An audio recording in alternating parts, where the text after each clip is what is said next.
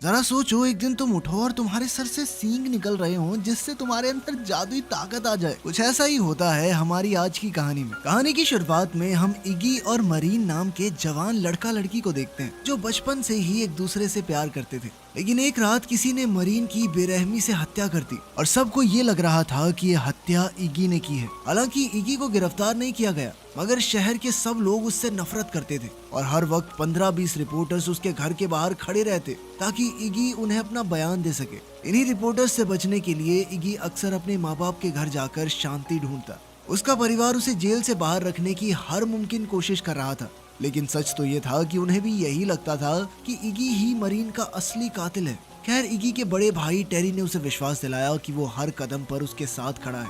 इसके बाद इगी अपने बेस्ट फ्रेंड ली से मिला। ली ही इकलौता ऐसा इंसान था जिसे पूरा विश्वास था कि इगी बेगुनाह है। ली एक वकील था और उसने ही इगी को अब तक जेल से बचा कर रखा था। लेकिन कुछ देर बाद इगी को खबर मिली कि जिस फोरेंसिक लैब में मरीन की लाश रखी गई थी उसमें आग लग गई है और सारे सबूत जलकर खाक हो गए थे। अब उनके लिए इगी को बेगुनाह साबित करना और भी मुश्किल हो गया था। और तो और अब पुलिस को एक गुमनाम इंसान की गवाही मिल गई थी। उसने कत्ल की रात इगी को मरीन को घसीट कर अपनी गाड़ी में ले जाते देखा था। ये खबर सुनकर तो इगी और भी परेशान हो गया, जिसके बाद वो एक पब में पहुंचा जहां उसकी एक दोस्त काम करती थी। ग्लेना बहुत समय से इगी को चाहती थी, मगर इगी को मरीन के सिवाय खुद दिखाई कहाँ देती थी।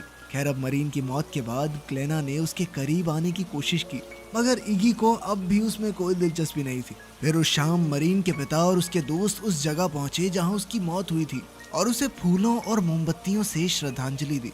उस समय इगी वहां एक ट्री हाउस में छुपकर विस्की पी रहा था। वो जानता था कि वो बाकियों के साथ मरीन को श्रद्धांजलि नहीं दे सकता, क्योंकि मरीन के पिता डेल भी उसे अपनी बेटी की मौत का जिम्मेदार समझते थे। खैर, सबके जाने के बाद इगी गुस्से में वहां रखी हुई मूर्तियां तोड़ने लगा। तभी ग्लेना ने वहां आकर उसे रोका। इगी ने इमोशनल होकर कहा कि मरीन हर संडे चर्च जाती थी, अपने गले में क्रॉस भी पहनती थी वो, पर फिर भी वो इस तरह बेरहमी से मारी गई और भगवान ने उसे बचाने के लिए कुछ नहीं किया। ये सब सोचकर इगी को हमेशा भगवान पर गुस्सा आता था। वो बहुत दुखी था तो ग्लेना ने उसे गले लगाकर शांत किया और फिर उन दोनों ने एक साथ रात बिताई। अगली सुबह जब इगी की आंख खुली तो उसने शीशे में देखा कि उसके माथे पर सींग निकलने शुरू हो गए थे। उसने ग्लेना से पूछा कि तुम्हें सींग दिखाई दे रहे हैं मेरे सर पे? मगर अचानक ग्लेना उसे अपने सारे राज बताने लगी और फिर जानवरों की तरह डोनट से भरा हुआ डिब्बा खा गई। अब इगी को एहसास हो गया कि भाई ये कोई सपना नहीं है, तो वो अपना इलाज करवाने के लिए डॉक्टर के पास पहुंचा। उसने रिसेप्शन पर अपना फॉर्म भरा, पर तभी एक बच्ची हल्ला मचाकर अपने खिलौने इधर उधर फेंकने लगी। उसकी माँ उसे शांत नहीं कर पा रही थी, तो उसने अचानक इगी से कहा कि मेरा मन तो ऐसा कर रहा है कि इसे यहीं छोड़ के चली जाऊं। इगी को समझ नहीं आया कि अगर इसका मन कर भी रहा है तो मुझे क्यों बता रही है। वो घबरा कर रिसेप्शन पर आ गया, जहाँ रिसेप्शनिस्ट ने उस औरत को अपनी बेटी को बाहर ले जाने को कहा, क्योंकि उसके शोर की वजह से सब परेशान हो रहे थे। तभी वो बच्ची इगी के पास गई और कहने लगी कि वो अपनी माँ से नफरत करती है। खैर, कुछ देर बाद इगी डॉक्टर के कमरे में पहुंचा, जहां नर्स उसे बताने लग गई कि उसका बॉयफ्रेंड उसे धोखा दे रहा है। इगी को समझ नहीं आ रहा था कि उसके आसपास के लोग अपने सारे खुफिया राज उसको क्यों बता रहे हैं। खैर, फिर डॉक्टर आया और उसने कहा कि ये सींग तो भाई काटने पड़ेंगे। फिर ऑपरेशन से पहले इगी को बेहोश कर दिया गया।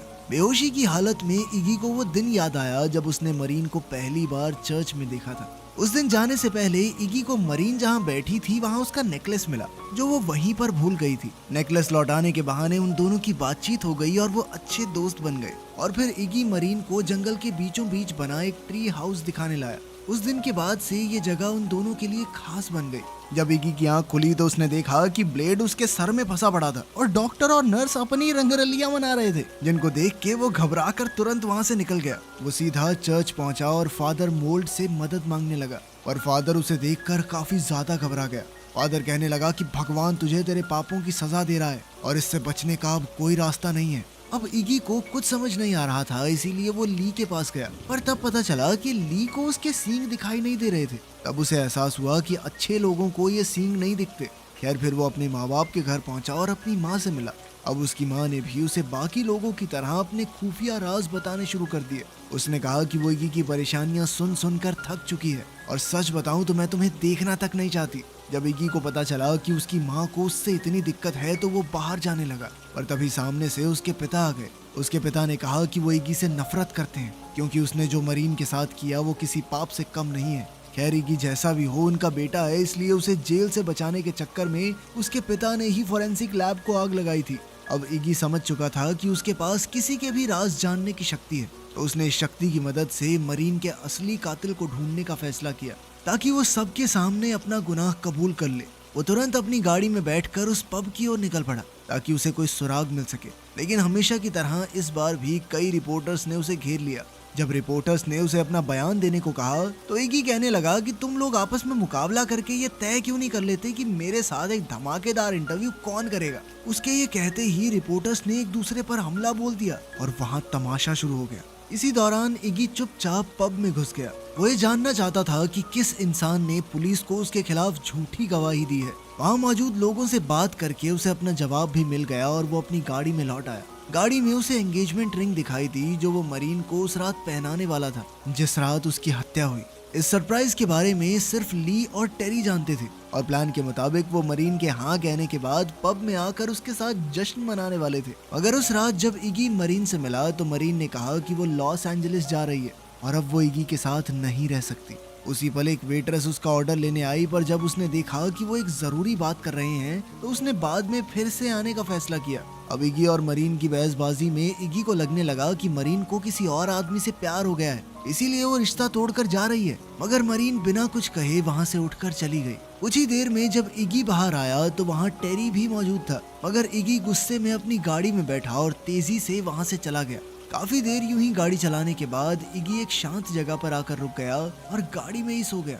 अगली सुबह पुलिस ने उसे ढूंढा और फिर एरिक नाम के पुलिस वाले ने उससे पूछा कि वो आखिरी बार मरीन से कब मिला था। ये सुनकर इगी काफी डर गया और उससे पूछा कि मरीन को क्या हुआ, लेकिन इसके बाद इगी ही इस जुर्म का आरोपी बन गया। खैर अब इगी उस गवाह से मिलने के लिए उसी रेस्टोरेंट में पहुंचा जहां वो मरीन को प्रपोज करने वाला था। उसने उसी वेट्रेस वेरोनिका से पूछा कि उसने पुलिस से ये झूठ क्यों कहा कि उसने इगी को मरीन को घसीट कर गाड़ी में ले जाते देखा। इस पर वेरोनिका ने कहा कि उसे अपने किए पर कोई पछतावा नहीं। उसने झूठी गवाही इसलिए दी ताकि वो मशहूर हो जाए और मीडिया के लोग उसे तवज्जो देने लगे। सच जानने के बाद इगी एक रेस्टोरेंट में पहुंचा जहां उसका भाई टेरी बैंड में काम करता था। शो खत्म होने के बाद उसने टेरी को बुलाया और कहा कि उसे वो गवाह मिल गई है जिसने पुलिस को झूठी गवाही दी है। अब इगी ने टेरी को पुलिस स्टेशन जाकर स्टेटमेंट देने को कहा क्योंकि उस रात टेरी भी वहाँ मौजूद था और उसने इगी को गाड़ी में अकेले जाते देखा था। पर तब टेरी ने एक खुलासा किया। उसने कहा कि उस रात उसने मरीन को लिफ्ट दी थी।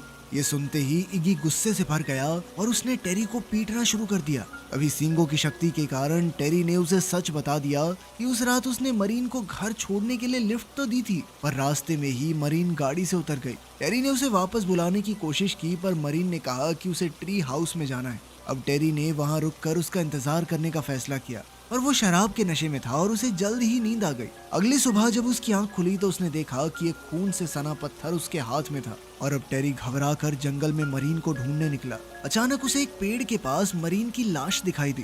ये देखकर वो बहुत ज्यादा डर गया, पर उसने पुलिस को फोन नहीं किया वरना सीधा शक उस पर ही जाता। उसने तुरंत सारे सबूत मिटा दिए और किसी को भी इस घटना के बारे में कुछ नहीं बताया। जब इगी टेरी को पीट रहा था तो उसी वक्त पुलिस ने वहां आकर उसे गिरफ्तार कर लिया। खैर अगली सुबह ली ने जैसे तैसे इगी को फिर से जमानत दिलाई। इसके बाद जब वो दोनों बात कर रहे थे तो इगी ने देखा कि ली ने अपने गले में मरीन का क्रॉस पहना हुआ था। इगी को पता चल ही गया था, इसीलिए ली ने उसे बताया कि मरीन ने उसे ये क्रॉस तोहफे में दिया था। और उसी समय इगी को एहसास हो गया कि ली ही वो लड़का था जिससे मरीन प्यार करने लगी थी और उसकी वजह से ही मरीन ने इगी को छोड़ दिया। इस बात से इगी को बहुत बड़ा धक्का लगा और वो सीधा मरीन के पिता के घर पहुंचा। उसने मरीन के पिता डेल से पूछा कि क्या कभी भी मरीन ने ऐसा कुछ कहा कि वो किसी और से प्यार करने लगी है, लेकिन डेल इगी पर बहुत गुस्सा था और उसने इगी को तुरंत घर से निकल जाने को कहा। शहर के सभी लोगों की तरह डेल को भी यही लगता था कि इगी ही मरीन का कातिल है, पर उसमें इगी को अपने हाथों से सजा देने की हिम्मत नहीं थी। ऐसा इसलिए था क्योंकि डेल दिल का अच्छा इंसान था और इसीलिए उसे इगी के सींग तक दिखाई नहीं दे रहे थे। खैर फिर रात को इगी एक सुनसान बिल्डिंग में पहुंचा और पत्थरों पर सर पटक पटक कर अपने सींग तोड़ने की कोशिश की। तभी उसने देखा कि ये पूरी जगह सांपों से भरी हुई थी और वो सब उसी की ओर आ रहे थे। इगी ने उसी वक्त एक लकड़ी से अपना बचाव करने की कोशिश की, पर जल्द ही उसे एहसास हुआ कि ये सांप उसे नुकसान नहीं पहुंचाना चाहते। फिर एक सांप धीरे धीरे उसके कंधे तक आ गया और उसके गले में लिपट कर बैठ गया। उसी पल इगी के मन में उन सभी लोगों से बदला लेने की आग जल उठी जिन्होंने उसके साथ गलत किया था। अब उसने सबसे पहले वेरोनिका से बदला लेने का फैसला किया। रात को वेरोनिका रेस्टोरेंट बंद करके अपनी गाड़ी में बैठी और लिपस्टिक लगाने लगी, लेकिन वो ये नहीं जानती थी कि पूरी गाड़ी सांपों से भरी हुई थी। एक ही पल में सभी सांपों ने एक साथ वेरोनिका पर हमला बोल दिया। वेरोनिका जख्मी हालत में गाड़ी से बाहर गिर गई, जहाँ इजी उसके सामने खड़ा था। इजी ने कहा कि ये उसकी गलती की सजा है। खैर बाद में इगी ने ली को मिलने बुलाया। उसने ली से पूछा कि उसका मरीन के साथ कितने समय से चक्कर चल रहा है। ली ने कहा कि वो कुछ महीनों से साथ थे और जब मरीन की मौत हुई तो उसे यकीन था कि इगी बेगुनाह है, वरना वो इगी को जेल से कभी नहीं छुड़ाता। ये सुनकर इगी ने ली को सजा देने का इरादा छोड़ दिया, क्योंकि उसे लगा कि ली एक अच्छा इंसान है। मगर जाने से पहले उसने ली के गले से मरीन का नेकलेस निकाल लिया और उसी पल ली को इगी के सींग दिखाई देने लगे। तब जाकर इगी को एहसास हुआ कि मरीन का नेकलेस ही ली का सुरक्षा कवच बनकर उसकी रक्षा कर रहा था। अब ली के पास नेकलेस नहीं था तो इगी अपनी शक्तियों की मदद से उससे पूरा सच जान सकता था। इगी ने उसे कब्जे में लेकर जमीन पर गिरा दिया और फिर जबरदस्ती सब कुछ सच बताने को कहा। आखिरकार ये खुलासा होता है कि ली ही मरीन का असली कातिल था। सच तो ये था कि ली हमेशा से मरीन को चाहता था। बचपन में उसने इगी को डूबने से बचाया, पर अब उसे इस बात का बहुत पछतावा था। अगर उस दिन इगी डूबकर मर जाता तो मरीन ली की हो जाती। ये सुनते ही इगी ली का गला दबाने लगा और उसकी यादों में पहुंच गया। उसने देखा कि उस रात इगी से मिलने के कुछ घंटे पहले मरीन ने ली को मिलने के लिए बुलाया था। मरीन ने कहा कि उसे अपने बारे में एक ऐसा सच पता चला है जिस वजह से अब वो इगी के साथ नहीं रह सकती। आज रात वो इगी से ब्रेकअप करने वाली थी, इसलिए उसने ली से कहा कि वो मरीन के जाने के बाद इगी को संभाले। मगर उस रात जब ली ने मरीन को टेरी की गाड़ी में जाते देखा तो वो भी उसके पीछे गया। फिर वो मरीन को ढूंढते हुए जंगल में पहुंचा। जब उसे मरीन मिली तो उसने मरीन को अपने साथ घर चलने को कहा, मगर मरीन ने कहा कि इस वक्त वो बिल्कुल अकेला रहना चाहती है। वो इगी से ब्रेकअप के बाद फूट फूट कर रो रही थी तो ली ने अचानक आगे बढ़कर उसे चूम लिया और कहने लगा कि तुम्हें अपने आप को अकेला समझने की जरूरत नहीं है। असल में ली को लगा कि मरीन ने इगी को इसलिए छोड़ा है क्योंकि वो ली से प्यार करती है, और मरीन ने उसी पल उसे दूर हटाते हुए कहा कि वो मरते दम तक सिर्फ इगी से ही प्यार करेगी, और उसने ली के बारे में तो कभी इस तरह सोचा भी नहीं। इधर असलियत में ली ने अचानक खड़े होकर इगी पर हमला कर दिया। ली ने बताया कि जैसे ही उसे पता चला कि मरीन उससे प्यार नहीं करती और उसका इतने साल का इंतजार बर्बाद हो गया है तो वो गुस्से से आग बबूला हो गया। उसने तुरंत पास पड़ा एक हथियार उठाया और जोर से मरीन के सर पर दे मारा। इसके बाद उसने मरीन का नेकलेस चुराया और खून से सना पत्थर टेरी की गाड़ी में रख दिया ताकि मरीन की मौत का शक टेरी के ऊपर चला जाए। अब ली ने इगी पर कई बार जोरदार वार किए जिससे इगी बेहोश हो गया। फिर ली उसे घसीटकर उसकी गाड़ी में ले गया। अब उसका प्लान था कि वो पुलिस को बताए कि इगी को मरीन की हत्या करने का बहुत पछतावा था, इसलिए उसने ली के सामने अपना गुनाह कबूल किया और फिर मर गया बेचारा। ली ने इगी पर बहुत सारा तेल छिड़क कर गाड़ी को आग लगा दी और उसी समय इगी ने गाड़ी चलाकर सीधा समुद्र में गिरा दी। कुछ ही घंटों बाद पुलिस ने सबको इगी के मरने की खबर दी, मगर उस रात इगी जिंदा बच निकला था। समुद्र से बाहर आने के बाद वो सीधा मरीन के पिता डेल से मिलने गया। उसे जिंदा देखकर डेल काफी हैरान हो गया। तब इगी ने एक बार फिर से उसे बताया कि वो मरीन का कातिल नहीं है, और इस बार डेल को उस पर यकीन हो गया। फिर उसने इगी को अपने घर में बुलाया और उसे एक चाबी दी जो मरीन उसके लिए छोड़ कर गई थी। तब इगी ने उसका शुक्रिया अदा करने के लिए उसे मरीन का नेकलेस लौटा दिया। डेल ने बताया कि ये नेकलेस असल में मरीन की माँ का है, और डेल जानता था कि ये नेकलेस इगी के पास ही रहे तो मरीन को अच्छा लगेगा। जैसे ही इगी ने वो नेकलेस पहना उसी पल उसके सींग गायब हो गए और वो वापस एक आम इंसान के रूप में आ गया। इसके बाद वो सीधा ट्री हाउस में पहुंचा और चाबी की मदद से एक खुफिया बक्सा खोला जिसके बारे में सिर्फ वो और मरीन ही जानते थे। उसके अंदर इगी को एक बॉक्स मिला जिसमें मरीन ने कुछ चीजें रखी थी।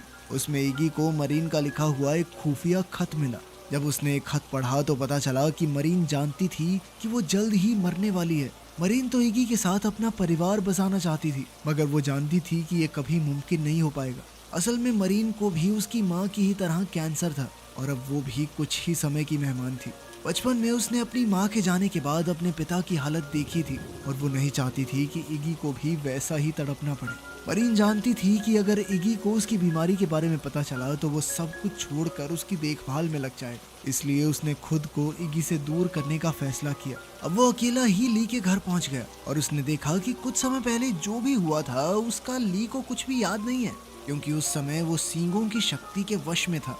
खैर अब इगी ली को सैर के बहाने जंगल की ओर ले गया। और बिल्कुल उसी जगह आकर रुका जहां उसने मरीन की जान ली थी। अब ली को एहसास हो गया कि उसका पर्दाफाश हो चुका है और उसने इगी को समझाने की कोशिश की कि वो बेगुनाह है, मगर इगी तो पहले ही उसके मुंह से सच सुन चुका था, इसलिए वो जानता था कि ये सब एक नाटक है। अब तो इगी बस ली की जान लेकर बदला पूरा करना चाहता था, पर फिर भी इगी ने खुद को रोका और ली से कहा कि तुम खुद जाके अपने आप को पुलिस के हवाले कर दो। उसी समय एक पुलिस वाले के साथ टेरी वहां आ पहुंचा और पुलिस वाले एरिक ने ली पर बंदूक तान दी।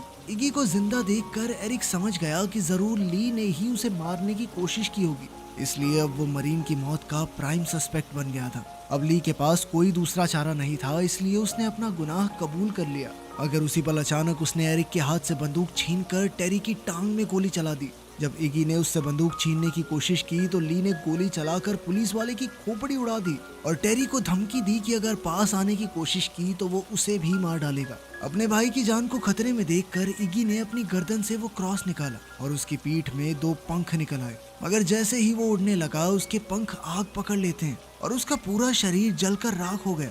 उसी पल इगी पूरी तरह से एक डीमन में बदल गया और इधर ली ने उस पर तब तक गोलियां चलाई जब तक उसकी बंदूक खाली नहीं हो गई। कई बार गोली लगने के बावजूद भी इगी को कोई फर्क नहीं पड़ा, जिसके बाद ली अपने घुटनों पर बैठकर उससे माफी मांगने लगा। इतना सब होने के बाद भी इगी को अपने पुराने दोस्त पर दया आ रही थी, लेकिन एक बार फिर से वो ली को पहचानने में धोखा खा गया। ली ने मौका मिलते ही राइफल से उसके घुटने पर वार किया और एक तीखी चीज उसके पेट में घुसेड़ दी। इगी दर्द में था लेकिन भागता हुआ ली की तरफ गया और अपना सींग उसके पेट के आर पार कर दिया। फिर उसने ली को दूर फेंक कर मारा और अपने सांपों को उसे खत्म करने का आदेश दिया। कई सारे सांपों ने मिलकर उस पर हमला कर दिया और एक तो उसके मुंह में ही घुस गया। अपने प्यार का बदला पूरा हो जाने के बाद इगी भी आखिर में मर गया। दरअसल धरती पर उसका काम पूरा हो चुका था और अब वो इस दुनिया से दूर हमेशा हमेशा के लिए मरीन के साथ ही रहेगा। वीडियो पसंद आई तो लाइक कर देना, चैनल को सब्सक्राइब कर लेना। मिलते हैं अगली वीडियो में।